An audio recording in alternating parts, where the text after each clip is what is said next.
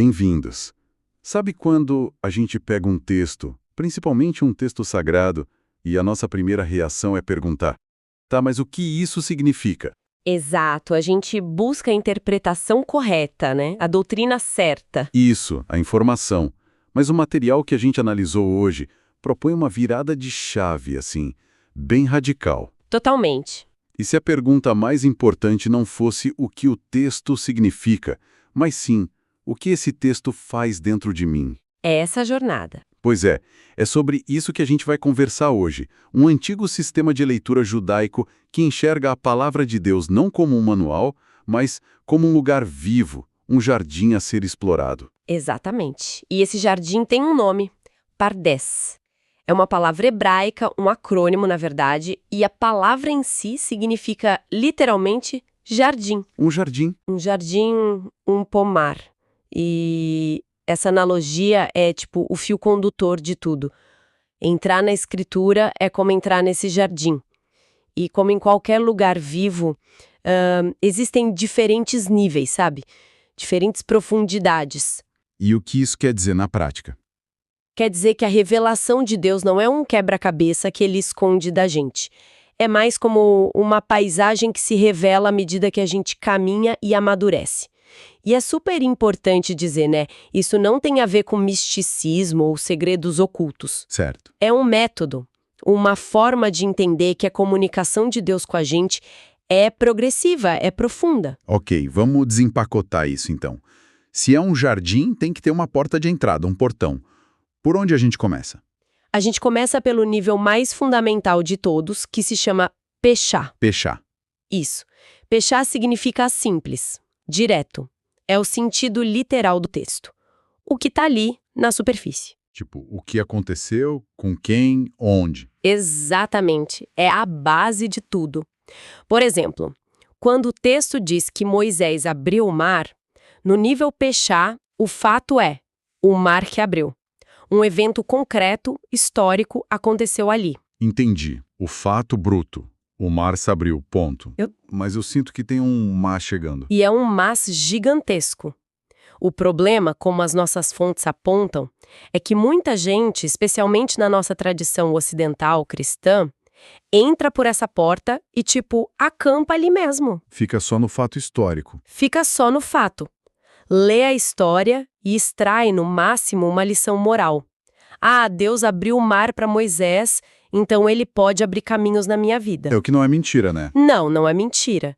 Mas é como olhar para o portão do jardim e dizer, nossa, que portão bonito, sem nunca dar um passo para dentro.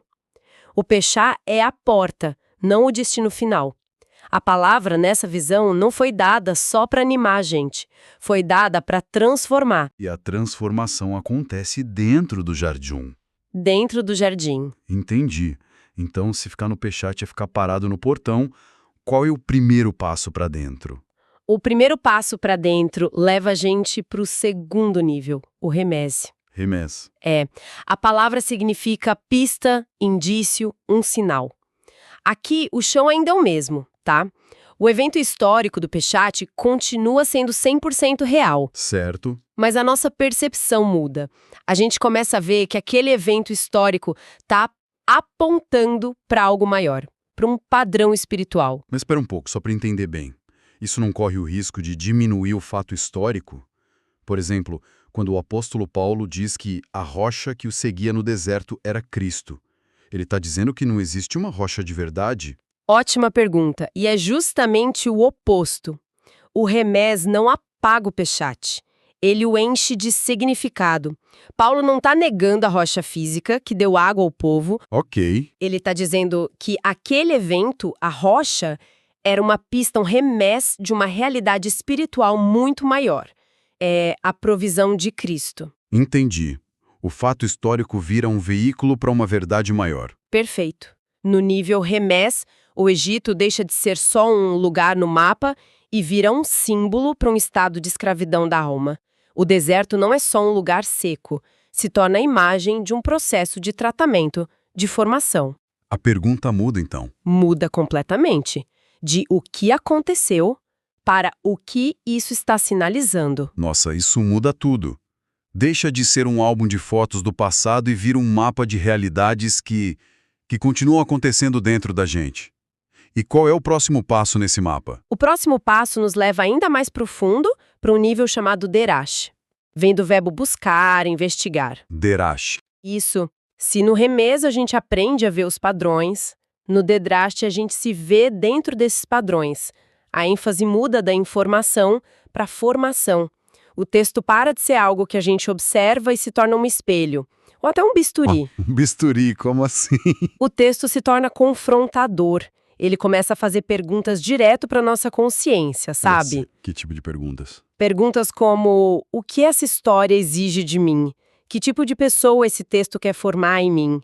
Voltando para o Êxodo, a história não é só sobre um evento histórico ou um símbolo de libertação. Certo. No nível Dedrash, ela se torna um processo vivo que pergunta pra gente: e aí, o que do Egito ainda precisa sair de dentro de você? Tem uma frase nas anotações que resume isso de forma brilhante. Qual? Deus tira o povo do Egito em uma noite, mas leva 40 anos para tirar o Egito de dentro do povo. Esse processo de tirar o Egito de dentro da gente, esse é o trabalho do Derash. Ah, então é por isso que as parábolas de Jesus são tão desconcertantes. Nossa, agora a ficha caiu. Eu sempre achei que não entendia direito porque elas não tinham uma moral da história clara. Exatamente, Jesus era um mestre do Derash. Ele não estava tentando explicar uma doutrina. Não, ele estava provocando algo na gente. As parábolas não foram feitas para serem decodificadas como uma fórmula. Elas foram criadas para bagunçar nossas certezas, para nos forçar a uma resposta, a uma mudança. Elas não perguntam o que você entendeu, mas sim o que você vai fazer com isso. Uau! Isso já é incrivelmente profundo, mas ainda tem um último nível, o SOD.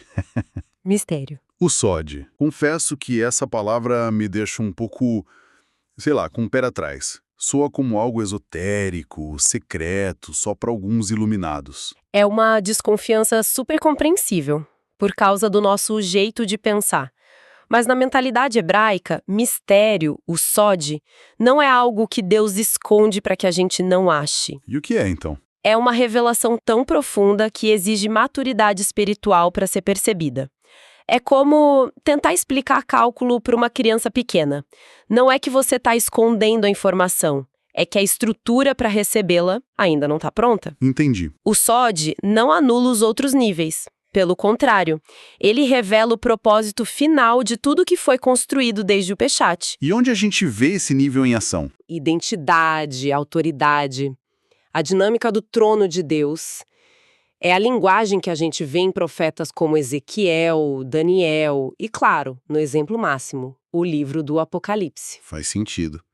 Ler o Apocalipse de forma literal é complicado. É quase impossível entendê-lo sem a mentalidade do Pardés. Mas aí não voltamos àquele risco de cada um interpretar como quiser? Se é mistério, não vira desculpa para qualquer coisa? Era exatamente isso que eu ia perguntar. Como isso se diferencia de uma alegoria sem limites? Aí que está o ponto crucial. O Pardés não é um voo livre da imaginação. Cada nível está ancorado no anterior. O SOD precisa ser coerente com o Derash, que tem que ser coerente com o Remez, que está fundamentado no fato do Peshat. Um não pode contradizer o outro. De jeito nenhum. No caso do Apocalipse, ler só no Peshat leva a interpretações bizarras. Mas ignorar o SOD e tratar tudo só como uma mensagem de encorajamento também esvazia o livro. Então, qual seria a leitura correta nessa ótica? Na ótica do Pardés, o Apocalipse não é um cronograma codificado do fim do mundo. É a revelação, o SOD da restauração do governo e do sacerdócio de Deus. João não estava escrevendo um código secreto. Ele estava, como dizem as notas, escrevendo como um judeu. Ok, juntando tudo isso. Peshat, Remez, Derash, SOD. Qual é a grande diferença na prática entre ler assim e, sei lá, o jeito que a maioria de nós aprendeu? A diferença é a pergunta fundamental que se faz ao texto. Como você disse lá no começo, o material faz uma análise bem direta, por exemplo, da teologia reformada. Certo. Mas quase que só no que eles chamam de Peshat conceitual e, no máximo, num remés doutrinário. Ou seja, o objetivo é extrair o significado correto para construir a doutrina correta. Isso. A pergunta central é: o que esse texto significa? E no par 10 a pergunta é: O que esse texto faz em mim? É uma mudança de um projeto intelectual para um processo de formação. E essa mudança explica por que tantas falas de Jesus ou de Paulo soam estranhas para nossa lógica ocidental. tipo, quem quiser ganhar a sua vida vai perdê-la. Exatamente. Isso não faz sentido numa planilha de perdas e ganhos, mas é uma verdade profunda que opera nos níveis Derash e Sod. Faz todo sentido. A gente acaba tratando essas frases como metáforas bonitas e não como a descrição de um processo real. Precisamente. Quando Paulo fala sobre morrer para o mundo, ser crucificado com Cristo, se revestir do novo homem, sem essa estrutura do pardês, tudo isso vira poesia. Vira figura de linguagem. Isso. Com o pardês, a gente entende que ele está descrevendo um processo real, uma tecnologia espiritual para formar um novo tipo de ser humano. Deixa de ser metáfora e vira um manual de operação da vida. Isso levanta uma última questão para mim. Esse método, o par 10, não seria algo da antiga aliança que foi superado com a chegada de Jesus? É uma pergunta lógica, mas a perspectiva que o material apresenta é o exato oposto. Como assim? A nova aliança não aboliu o pardés.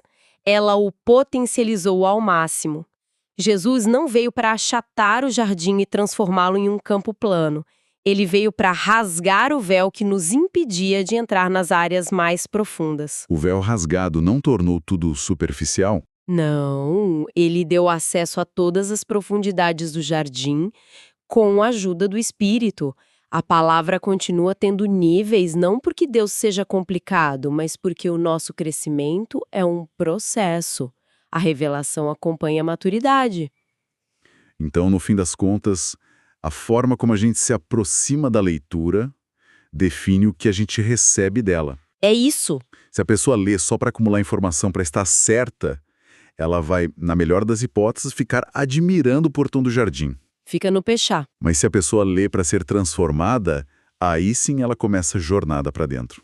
Essa é a conclusão central. Entender o pardês não é um exercício intelectual, é uma chave para destravar o propósito do texto, que nessa visão não é só algo em que se acredita, mas algo que se torna real progressivamente dentro de nós. É um convite para uma jornada de leitura que é, ao mesmo tempo, uma jornada interior.